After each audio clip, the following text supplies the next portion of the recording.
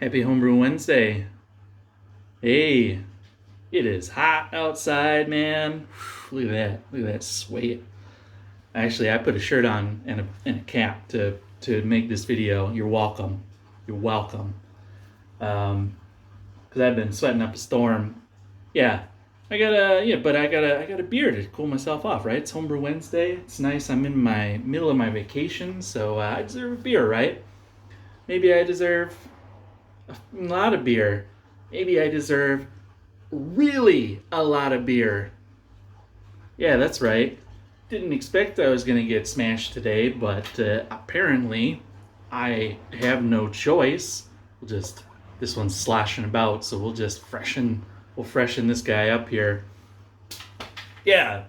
I just did a 1 liter tasting. I didn't drink the whole liter for the tasting, but for a video I started making like a month ago for a grain to glass on a single hop beer. You can check that out next week, I guess, maybe. I don't know when I'll put it out. But yeah, goddamn, I had a hell of a day. Got the new freezer delivered today. Let's take a look see at that. Flip the camera around without anything real bad happening. Yeah, look at that. It's chilling out there. It's literally chilling out there because I have it plugged in right now. I have the new one, or the old one, almost ready. I've disassembled all the stuff that was attaching it to the bar, so it's almost ready to move. I've taken all the kegs out, so now I just have to move that out and move the new one in. Or it'll only be temporarily there because obviously everything has to be adjusted now for a new freezer. It's a really nice freezer. It cools down really well. What else? Yeah, it's a freezer. I mean, you guys have. Well, one thing, it's real dangerous because I mean this one I could get 4 kegs in it, like jammed in, where I would have to, like, you know, Jenga them, or not Jenga. I would have to Tetris them in there, because it has an older compressor motor and the hump is real big in there, and you know, it's smaller dimensions. This new one, I knew it would fit 4 because it's slightly bigger than this one, but boys, I can get 5 full-size kegs in there, and I don't know. I have to figure out what I'm gonna set up, the regulator and everything in there. But I could get my 2 9-liter kegs in there too. This mother could have 7 kegs inside of it. 7 kegs. I don't even know what to say. I don't even know what to do. I just drink, I guess. Oh, yeah, 7 kegs I could have. I'm thinking maybe like 5 full-size kegs. I think I'm gonna put another. Well, so here's the thing. My idea was that should I talk about these giant beers first? Let me do that. Let's talk about that. So I had this beer, this Jester Smash beer that was ready to keg, and I came out here to keg it, and that's when I discovered that the old Keezer was dead. And then I was like, shit, I don't want to keg it because I can't really serve it right now, and transferring it, then there's oxygen and all that, and I don't know how long it's gonna sit because I gotta look for a new freezer, and I didn't want to get a new freezer until I had vacation days, and all kinds of shit, all kinds of logistical shit. You know how it is. So that was like 3 weeks ago. So what I did is I left it on pressure and cold in the fridge, hoping that would kind of preserve it in the Firmzilla. And then today I'm like, all right, well, things are coming together. I can at least get it into a keg and cool down, and I can always serve it off picnic tap. So I started transferring it, and I don't know. I haven't. Maybe one of you guys who's done more Firmzilla. This is still only my second Firmzilla ferment. But when I was transferring it, I hooked the jumpers up, and goddamn floating dip tube, it wouldn't submerge. The end, it just would not submerge under the liquid, and it just started pulling CO2, and just the keg was foaming. Foam was shooting out of the release in the keg, and it was just cavitating, and just I was beside myself, and I was shaking. I closed the butterfly valve, and I was fucking shaking it, trying to get this damn dip tube to resubmerge so it would only pull liquid. And I couldn't do it, and it was just foam was coming out of the keg. It was soaked the whole damn floor. And then in the middle of that, I had just put a brand new gas CO2 soda stream canisters is what I use on, because the other one was flat after I had semi-carbed in the Firmzilla and kept pressure on it. One of the butterfly, the tighteners, the fasteners, that's it, the hose clamp fasteners snapped down at the down where the regulator is, down where the hose goes into the regulator. Goddamn thing snapped, and the hose came off, and just like that canister was gone, just totally gone, just whoosh, goodbye. I didn't even have it set like very high. It was just so close to the regulator that it was just like whoosh, goodbye. See you later. So that's great. That was brand new. That was a brand new SodaStream, and my last SodaStream canister. So then everything was just totally screwed. The keg was about 2/3 full. I just cut my losses, closed it up, cleaned all that up, took it inside, or put it in the fridge, the Keyser, the place, the cold place.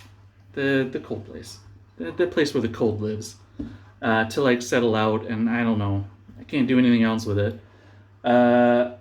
So I did put that in, and then I'm like, there's just so much fucking beer left in the Firmzilla, and I don't have an auto siphon anymore. I threw that mother out. It was so I don't have I have the SS Brewtex. I have just the tubing gravity. I use only the power of gravity and science. I only use science to move my beers anymore. I don't use my actual work. I don't use this anymore to move beer. That's for Neanderthals. I have moved on. So I couldn't move that. What am I going to do with that beer? I need to clean that goddamn Firmzilla out because I want to brew tomorrow.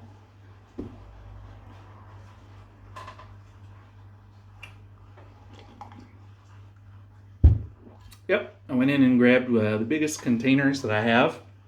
So this 1 liter pitcher and this 1 liter stein. I just took the lid off that sumbitch, and I poured myself 2 real big frosty mugs full of beer. It's cold. It's semi-carbonated. It's like half carbonated. It's like what's that lukewarm butter stuff that the British people like? Real ale. Is that real ale? Sorry. I like it sometimes too. It's okay. It's okay. I pulled it off my hand pull. By hand pull, I mean I didn't do this, and I didn't do this. I did this. That was my cask. I had my cask conditioned ale, and I just fucking poured right out of the goddamn Firmzilla and straight into this glass. I'm gonna cheers you with it. The worst part is beer is real good. It's really good. This shit is half flat, more than half flat. Lukewarm now. I mean, it was cold, refrigerator cold when I was messing about with it in the Firmzilla, but now it's it's been sitting around and whatnot. It's a good beer. It's a waste of 2 liters of good beer. There's probably, I was taking some pints off of it in the interim when I was just using the picnic tap to serve myself a real ale a few times. So there's probably, I'm gonna say max 5 liters in that keg. and then 2 liters here, and then the rest I either drank or wasted through foam.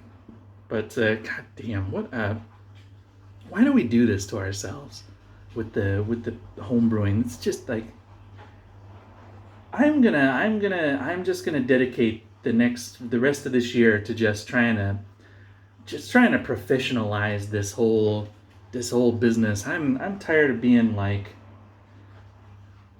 I'm tired of every time I do I do something with brewing, it comes out it's like a friggin' disaster. It's like I'm gonna make like robotic arms and shit. I'm gonna automate this whole process. I don't know what I'm gonna do, but I'm gonna do something. I'm gonna spend some damn money. I'm gonna make it all work.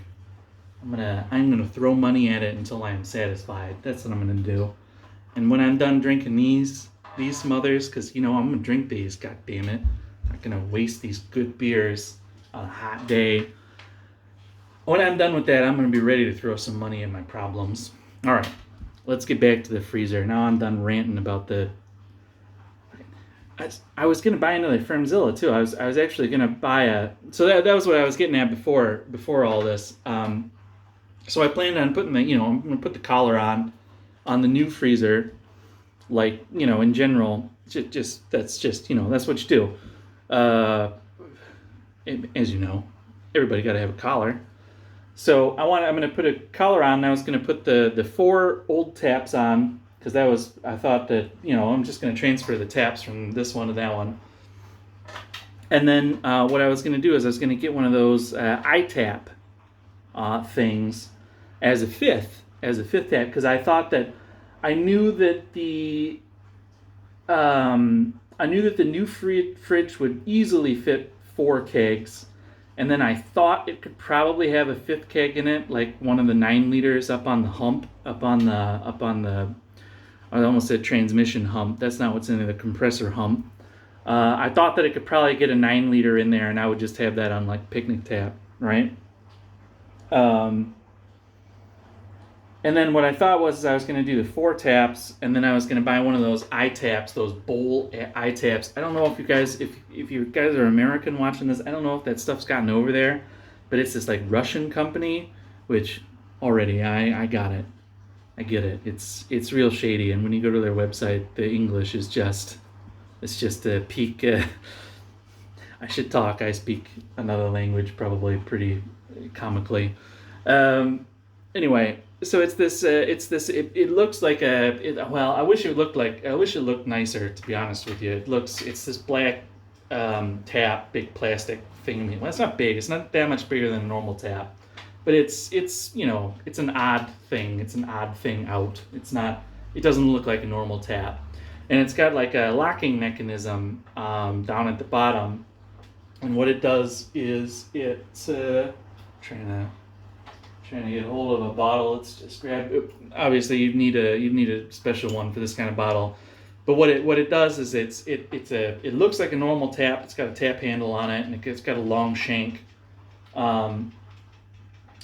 And what it is it's got a connector for the kegs to connect to a keg, and then also a line to go to your CO2. And what it does is it's got like a locking mechanism, and you put the bottle up in it and you lock it in, and then you purge it with CO2, and it pressurizes the bottle, and then it has like a release that after it's purged the bottle, it purges it so you can you like click it and it does it for you, I think. I don't know. I've watched some videos, but other than that, so it's locked in place, it's purged with CO2, and then you just douche, and it's a counterflow bottle, so it'll fill with 0 foam, which, at first I was like, is that for real? But I've seen some videos, and I know a lot of guys here in Denmark who've gotten them, and they've just like sliced bread, it's the best thing since. And it comes all the way up, and then you cut it off, and you unlock the bottle, boom, boom, and then you cap it, and then you gotta fill the bottle, and that's basically. So I've got a bottle gun, I got a beer gun, a Blickman beer gun. Great little thing. Works great. Absolute pain in the ass. I hardly ever use it. I hate having to hook. It's got like 3 miles of hoses that need to be all hooked up and then eventually cleaned. And it's a long piece of metal, which also needs to be cleaned.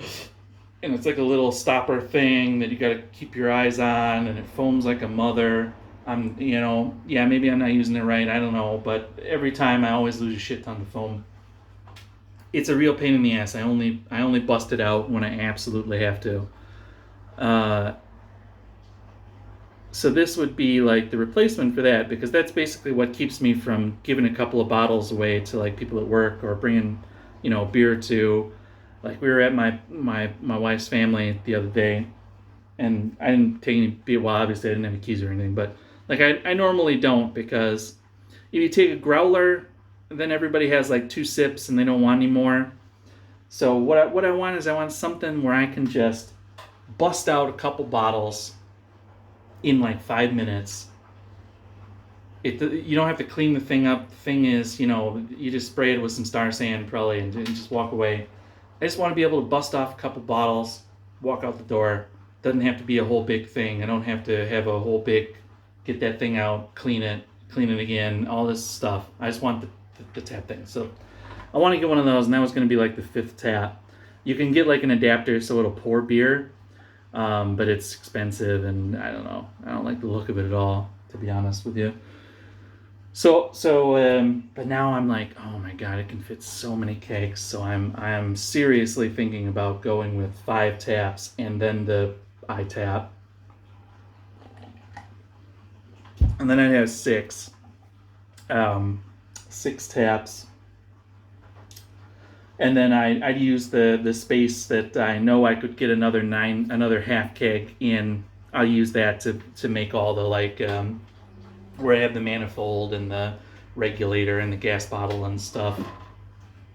All that nonsense. I don't know. What do you think? Should I get another tap, or should I just should I stick with 4 in this iTap thing? The iTap, I'm not going to keep it always on a keg. My plan is to have it in there ready and waiting. And it would just be like, hey, I got 4 beers on, I'm going to a family thing, I'm going to make a couple bottles of this one and this one, I'll just, move it all around in there. That's my idea. I don't know, should I do that? Should I have should I get a 5th tap, just normal tap, or should I get that stupid adapter thing for the iTap and then just use that as the 5th tap? I don't know. If anybody out there has one and has that adapter, let me know how it works. It looks ridiculous. It looks like a bee stinger. It looks like the thing's gonna attack me. It looks awful. I don't like it. It cost $100. I don't like the look of it. I don't like the way it looks to me. F it and the horse it rode in on. No, I'm sure it's a lovely product. I'm about to go in and spend 1,000 friggin' kroner on it. That's the other thing, is I want to order it because before I make the collar, I think it was Big Banana was saying that the shank is real weird on it. So I want to get it and be able to hold it in my hands and look at the shank and be like, all right, I got to build a collar that I can do something with the shank on this and actually get it inside, because I want to mount it on the actual Keyser. I don't want to have it. A lot of guys there mounting them separate, and so then it's just a bottle gun, right? Then it's just the Blickman bottle gun all over again. I want it to be in the Keyser. I want it to be integrated into the Keyser so that I can just get in there and do the, and then pour the beers off, and then get out, leave, run. That's what I want. All right, that is a shitload of 20 minutes I've been rambling. I had a lot to say today, and I've had a lot not that much. I mean, I've had this, a little bit more than that much to drink. I poured some out of there, and all right, guys. I'm gonna do some more on the Keyser some other time. I think when we actually start to work on it. For now, it's just going to be kind of having a rotating picnic tap and some of my beers in it. I'm going to try and finish up I want to do some brewing here. I got the rest of the week off. I want to get a pipeline going because now obviously I can fit like, holy shit, I can fit a lot of beers in there.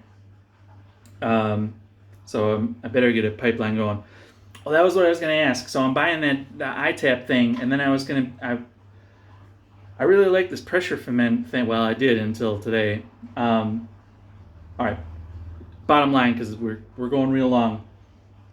Should I get another Firmzilla? I'm probably going to get the all-rounder because I only really need one with the yeast trapper thingamajig. I just need another one that can do pressure ferment. I don't need to be. I'm not going to be making a laboratory. Oh, well, I just said that I'm going to make everything professional. So, anyway, should I get another Firmzilla, either the all rounder or the other one, the Trapperator with the pressure kit, or should I just buy some kegs, like bunch of kegs, and just use some of them as fermenters and just have a lot of kegs? Let me know what you guys think I should do. Because I'm really enjoying the pressure ferment. Again, I do like I like the result that the flavor results that I've gotten out of it so far. And once I get the transfer professionalized, then I'm sure I'm gonna love that because that's really what I want out of it. And if you go with the keg fermenter route, let me know. Do I just cut a few centimeters off the dip tube, or do I get a floating dip tube?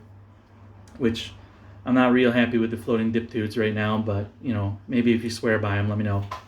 Cheers, guys. I'm not gonna 22 minutes. I'm not gonna get to 22 minutes. So subscribe, cheers, drink, freezer, fermentation, beer, something.